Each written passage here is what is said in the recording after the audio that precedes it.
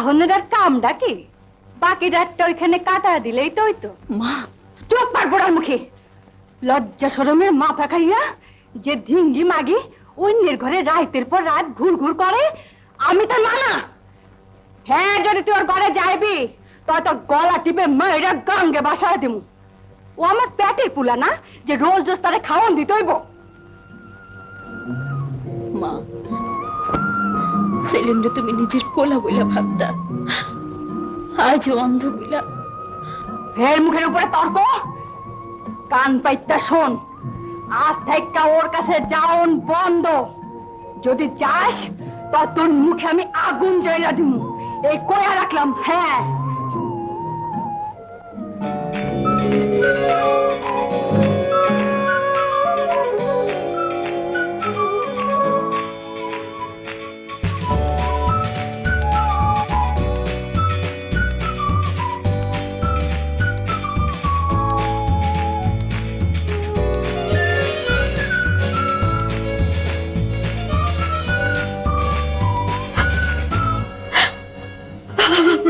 কে পড়ি না? হ্যাঁ, কি হয়েছে তোর? কান্তাছিস কেন?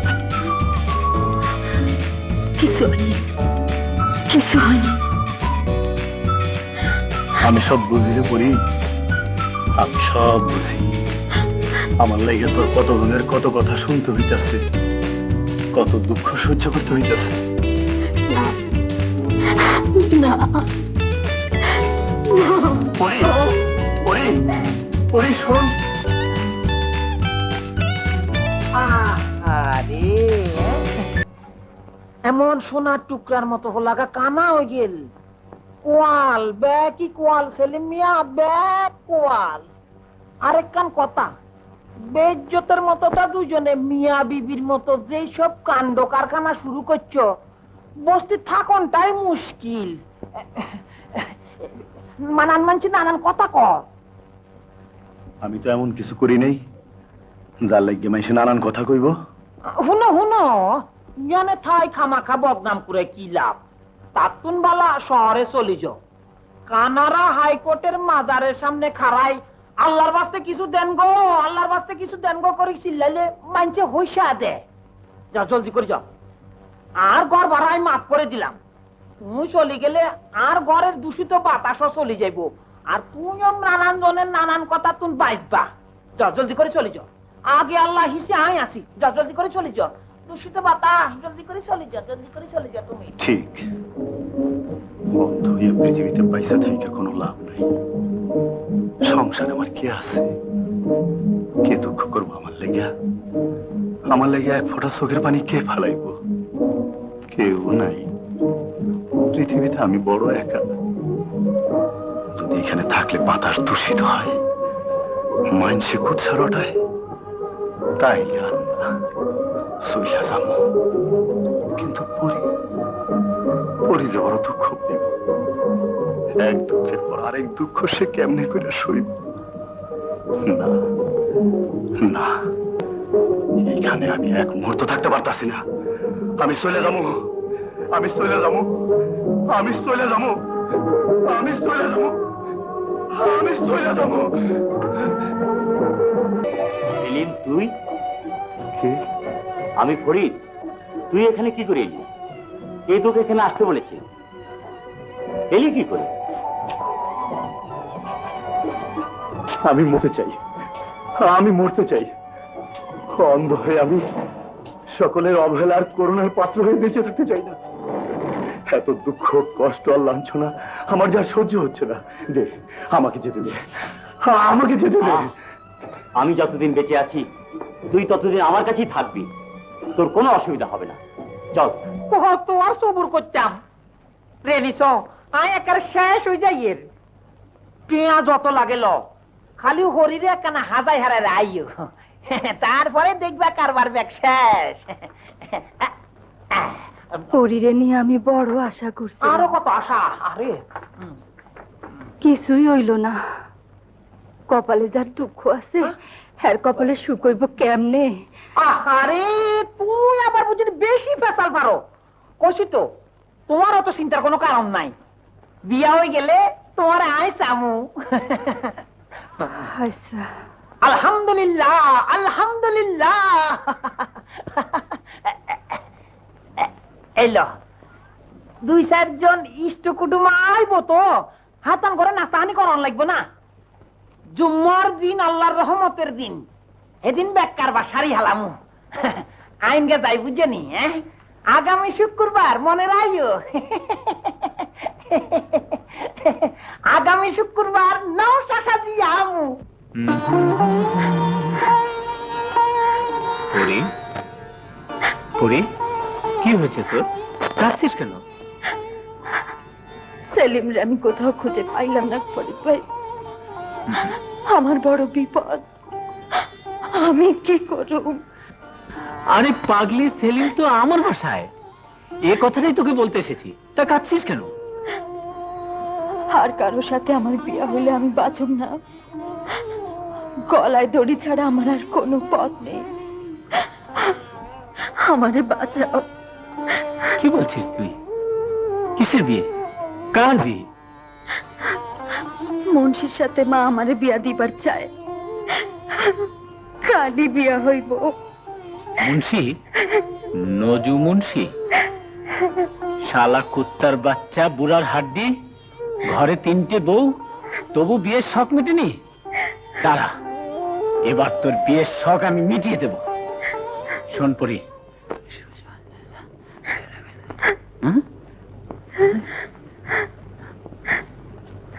খবরদার, পরি শুধু তোর জন্য সব ছেড়ে বিয়ের আসর থেকে পালিয়ে এসছে।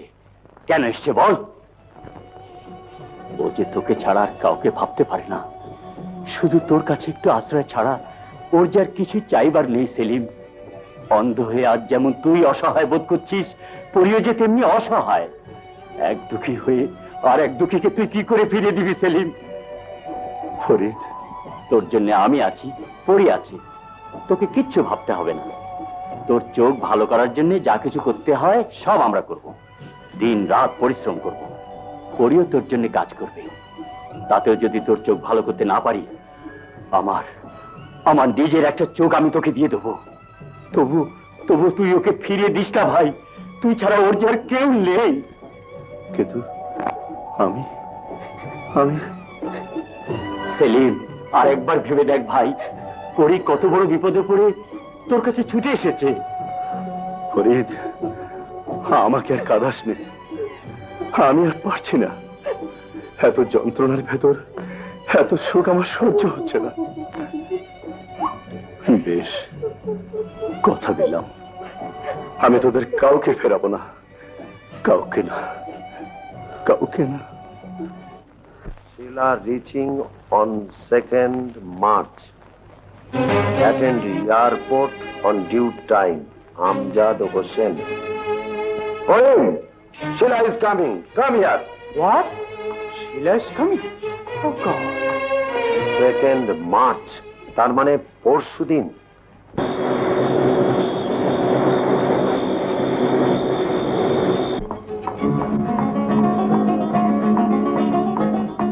আপনি এখানে থাকবেন জেনে খুব খুশি হয়েছি। নিজের দেশে থাকার মধ্যে একটা গৌরব আছে। যাক, এবার আমি কিছুটা নিশ্চিন্ত হতে পারবো। তাছাড়া আমি তো ভেবেছিলাম দেশের যে অবস্থা, পথে বেরিয়ে ট্রাফিক জ্যাম, বখাটেদের উৎপাত, আপনি ঠিক অ্যাডজাস্ট করতে পারবেন না। কেন? আমার ড্যাডি তো এখানেই বড় হয়েছে।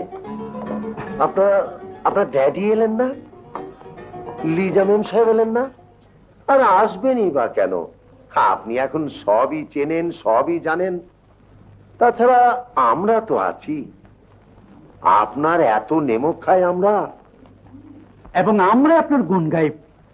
আমি থাকতে কাউকে আপনার দরকার হবে না। দেখুন না কিরকম এই করিম দ্য গ্রেট আপনার জন্য সবকিছু করতে পারে। কাল আমি সব ঘুরে দেখব, আপনি থাকবেন আমার সঙ্গে। I going with you.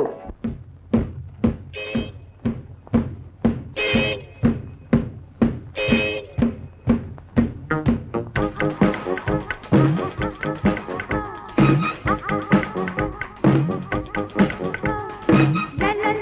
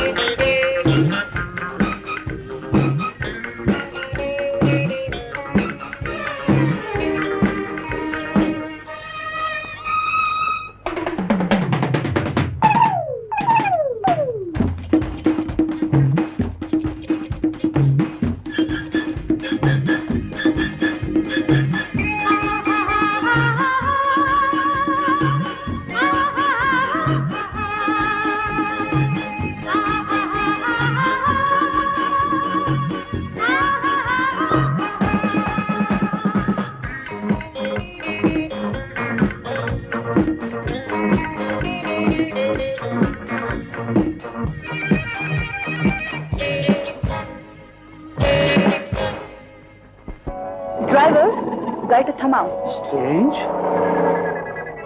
এখানে কোথায় এলে? চলুন ওই বস্তি থেকে ঘুরে আসি। ম্যাম সাহেব, এই বস্তিতে আপনি কি খুঁজছেন? তার চেয়ে হোটেল সোনার গায়ে চলুন, ডান্স এবং ডিনার দুটোই করা যাবে। আই ক্যান টলারেট বস্তি। দুর্গন্ধে আমার একেবারে বমি আসে, যে কোনো সময় আমি শিক হয়ে পড়তে পারি।